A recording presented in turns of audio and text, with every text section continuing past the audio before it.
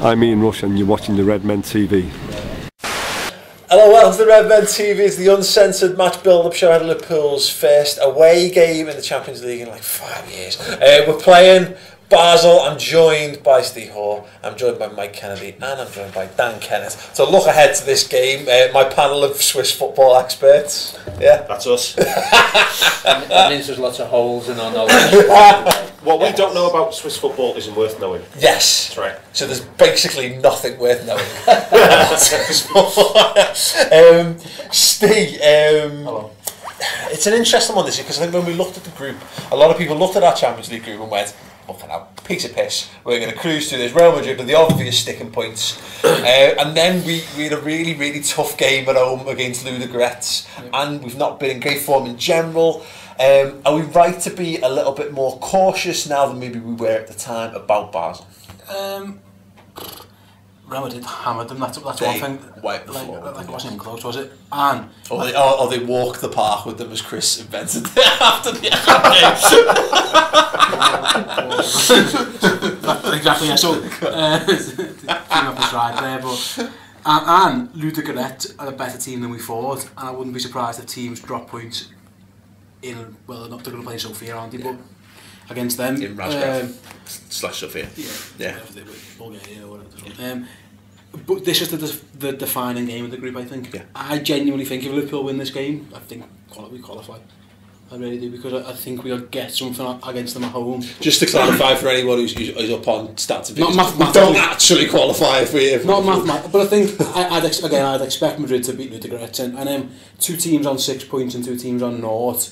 You're looking really, aren't you, at one more home win, which I'd expect us to get against these, even Madrid maybe, you never know, but yeah, this is, even before everything come out, this was the defining game, because I thought Madrid will wipe the floor with most teams. They'll probably beat us in Madrid, maybe they might not, hopefully they don't, but they might. I thought everyone will beat Ludogorets, and it's between us and Basel for second, and if you beat them at their place, you can almost afford to take a draw at home, almost. So, but things have changed because I've seen that Ludogorets are a decent team. Yeah.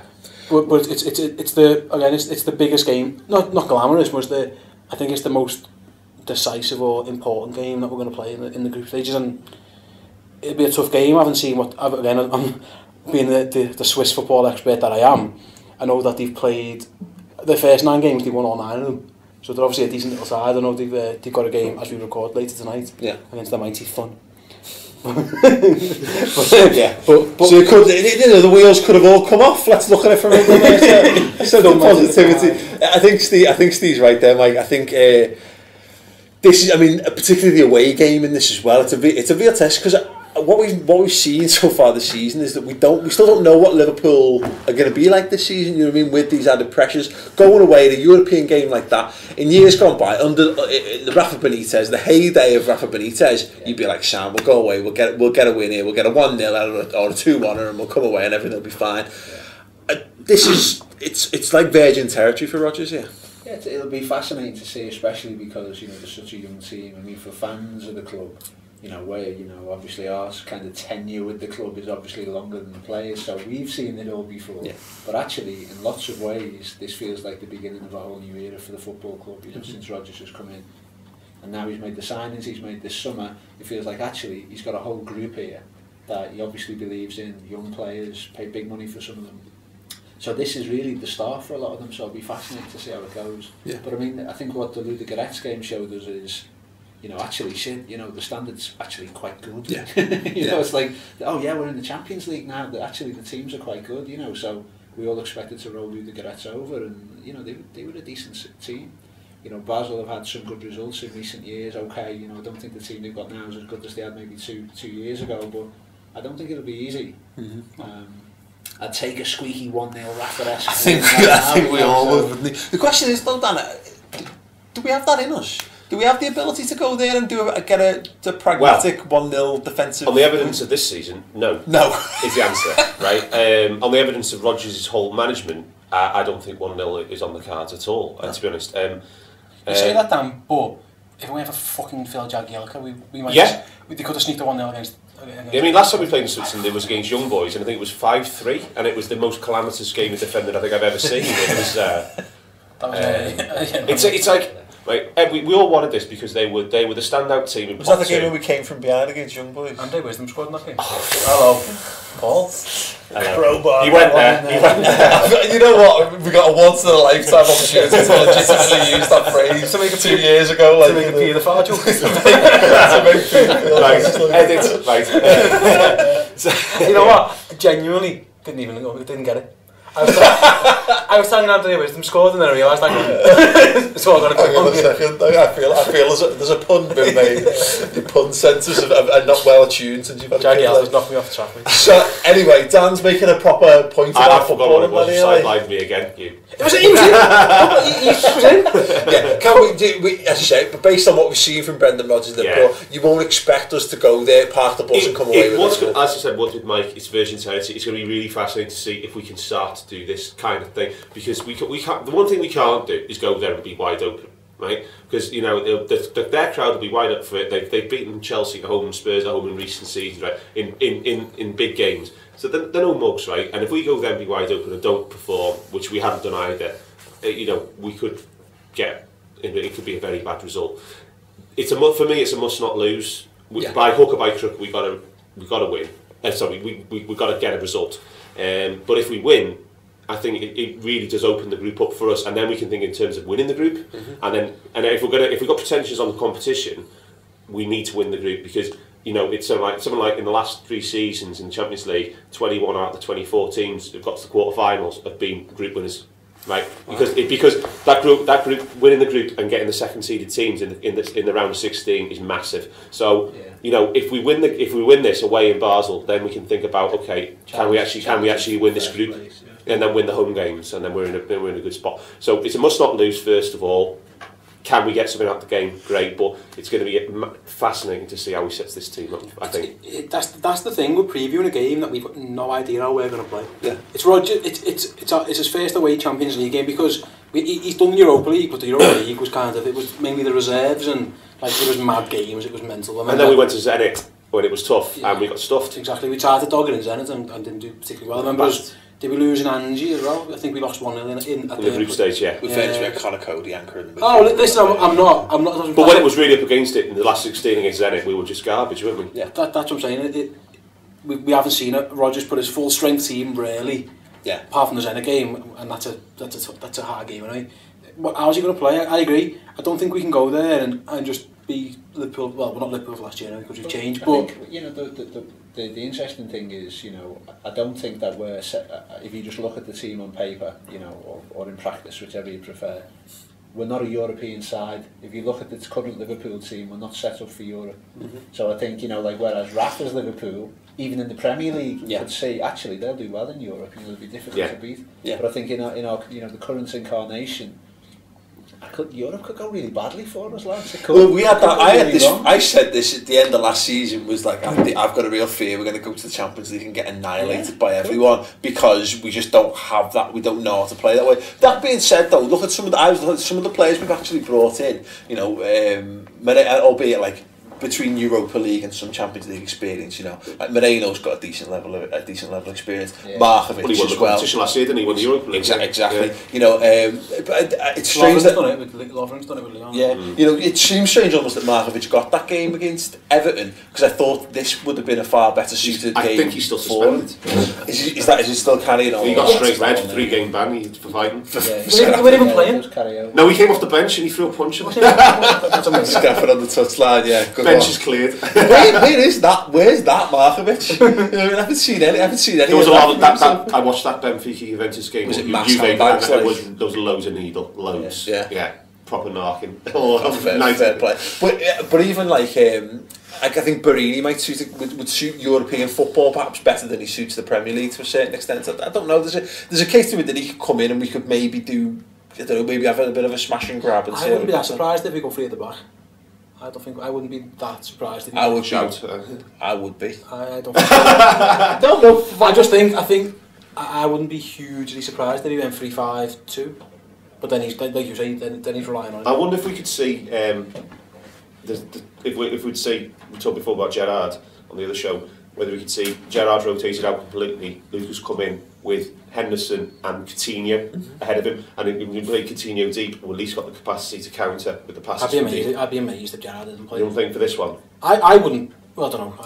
I think, like you said about Glenn Johnson on the Final Word show, is that I think Gerrard plays every single game that he's physically capable of playing under Brendan Rodgers until such point as he gets injured and someone comes in and takes that position. Yeah, I think Gerrard starts in the Champions League and he sits out at West Brom. Yeah, maybe. That's how I think he think? yeah. But to be fair, I thought that after Ludogorets. I thought, oh well, if he's definitely starting Ludogorets, then there's no way he's playing at the weekend and then lower the old. Yeah, we all say that he needs managing and he's rotating. Rodgers has never rotated them when he's been. When he's been injured or when he's playing. We've never had the opportunity really, though, because we've said this in the last couple of weeks. The last December when he got injured, we saw the midfield again: Lucas, Allen, Henderson, and then that looked good. And then what happens? Allen gets injured, and Gerrard comes back just in time. And then, of course, that was actually timed with. Once we got through Aston Villa, which was absolutely fucking appalling at Anfield, we had the best run of form we'd ever had off the back of that. So it's hard to tell, but I do feel like that. I do feel Steven Gerrard will play. He'll play every single game. I think Allen's a miss in this game as well. I think Joe Allen looks made for Europe for me. Yeah, he does. He just looks like a guy who can wherever you are under the cosh, you give him the ball and he'll keep it for a second and he'll move. Yeah, always available. Yeah, I think he doesn't give it away. Like Rodgers says, they call him a continuity player. Yeah, that was a great word to describe him. That's exactly what he is. Works well in Europe. But I really want to see Mike us have that full energy Liverpool pressing team. When's Allen back? By the way, do we know? Is he? I mean. He hasn't even let us know if you know what's happened to Joe Allen. Let us know in the comments below. Is he injured? Is he just? Has he got a return date? Has he got? Yeah. No, Chris. No. Okay, so no Allen. There's that many injuries we've lost count for. Yeah. He's just lost Rodgers cellar. What do you think on Sturridge? Would you start him? No. I think it's far more important. Does he come back to the bench? Yeah, if he's look, 20 maybe. He's vital. Yeah, he's vital to the way we play. He's can't afford to score. But this is it. We need to get our league campaign underway big time. We need to go and beat West Brom after this game. So you'd rather Daniel Sturridge be available for that. But I think if he's fit, if he's going to be fit enough to start against West Brom, he's fit enough to get 20 minutes off the bench in the week. But what you don't want to be is if you've not rushed him back for the derby. He's sure as shit not rushing him back for Basel away from home. I wouldn't have thought. Yeah, and I'll be interested to see Adam Lallana in Europe as well. He looks like a player who's made for Europe for me. Yeah. Yossi Benayoun. Yeah, exactly.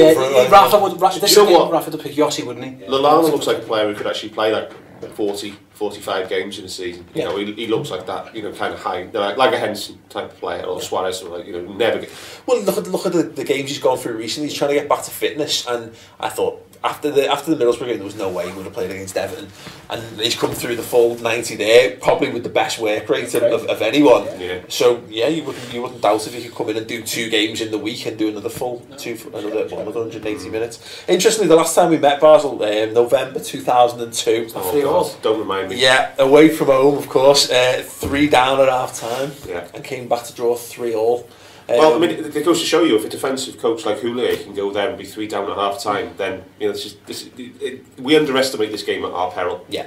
If trying to talk in some nice cliches, I think that Ludogorets, because they were from the old Eastern Bloc, were definitely a crack European outfit, but Basel, because they're from Central Europe, can never be a crack outfit. They have to be a potential banana skin. Oh yes, of course. So that's the other tier, the other group, and they're sort of because they've got a small stadium, the crowd's on top of you, So, but it's going to be a tough job, I think, over there. And if it's a must not lose by hook or by crook. I think I'd like to see a few dark arts being displayed, a bit of tactical nous. We don't do that enough. Exactly. We are not. We're not. We don't do that. We're not a streetwise team. Yeah, we might. I want to see. I thought Balotelli did a lot more of it in the Everton game. Just like going down all the time. Yeah. Just do it. You know what? I don't look. The football purist in you says like, "Get up, you girl." But no, do it. No, go down. He's got loads of Champions League experience, Mario. So he's a must. He's got loads of Champions League. He just needs to do what Drogba used to do in Europe. Go up, go back into the fella, then fall forward and get a free kick every single time. Play dirty. There's an argument to play, so we should play our most experienced lineup. The most experienced lineup we can select. Which, to be fair, is not. It basically means Brad Jones is starting. First and foremost, along with Colo Torre in front of him. So maybe, but yeah. Although there are less crosses in Europe as well, so it makes this less one thing for him to worry about. Yeah, this is definitely an issue. I'd love us to take a minute to take a throw in.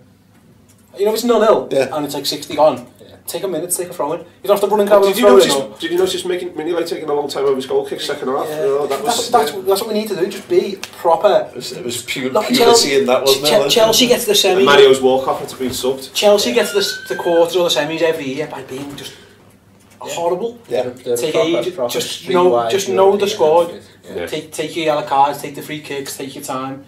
That's what we went well against Schalke the other week, didn't it? What we can't afford to do is what we did at the end of Ludogorets game when we were winning 1-0. Lost that edge, didn't we? We just thought like last season's mode still almost, and you know they're the well organised team, and one pass bypass their entire midfield, then they were in front of the back four, made a couple of defensive errors, and calamitous last minute own goal, last minute equaliser, and God knows how their keeper managed to make that fuck up, get us out of jail. But we can't afford to do anything like that. We've got to be. We can't afford to get too many in the midfield ahead of the ball. My issue is I just don't see us not letting a goal in. I can't for the life of me see it. I know today was today when I was recording, Jagielka scores a screamer, but I just can't see us not letting a goal in. When the Liverpool, under what circumstances does this Liverpool team keep a clean sheet? Yeah. It's only Spurs. Well, when you're playing Spurs, that's about it. Yeah. Well, interesting. Let's see what people think we're going to get for score predictions. Then, Dan, we're going to start with fucking hell. Score predictions. 1-1. Okay. Yeah, 1-1 as well. I think they'll be bang at it. You can't underestimate the draw of Liverpool in Europe. We are perceived as one. And that's my optimistic head saying 1-1 as well. I'm not that confident at all. No, I'm not. But I'm going to go. It could be a 2-0 defeat, which would be horrible. I'd take 1-1. Okay. Yeah, I would. I think we're gonna draw. I don't want to say lose. I think we'll just about scrape it. I think just because. You've got to remember, Paul, these are a team who know how to win games. Yeah. I know it doesn't matter who the opposition are. If you're constantly winning's a habit. If you're constantly just beating teams, yeah. Game, and Ludogorets probably the same. Ludogorets have won the league. Confidence. Yeah. We're not a team who's won many games this year, and they've just played 9-1-9. Listen, that's all well and good. By the power of positive thought. Yeah. 2-1 to us. Not like that positive. I mean, I'm not on crack. It'd be just to be honest, it's not really based on any good thing. I don't think that it's ever going to be a comfortable 2-1 if we do win that. If we do win that way, but you're right. We're definitely going to concede a goal because we do. No, you'd be mental to put a 1-0 Liverpool on, wouldn't you? No one in the right mind's wasting the money on that. We've had one. It's been a year, hasn't it? Since we won. Yeah, so I wouldn't bet too much on that. But if we win a 2-1, it's going to be another one of those last minute free kick, headed goals, something like that if we do it. Right, let us know in the comments section what you think the score is going to be. Also, just let us know who should be starting this game, particularly in midfield. I'm very interested to know, does Steven Gerrard start this, or do you put Lucas in the holding midfield, etc., etc. There's myriad options. Let me know your full starting 11 in the comments below. Gents, much appreciated. Thanks very much for coming in. Always a pleasure. Don't forget to give the video a like. Don't forget to click the subscribe button in the top corner of the screen, and we'll see more above Steven. More Redmen TV.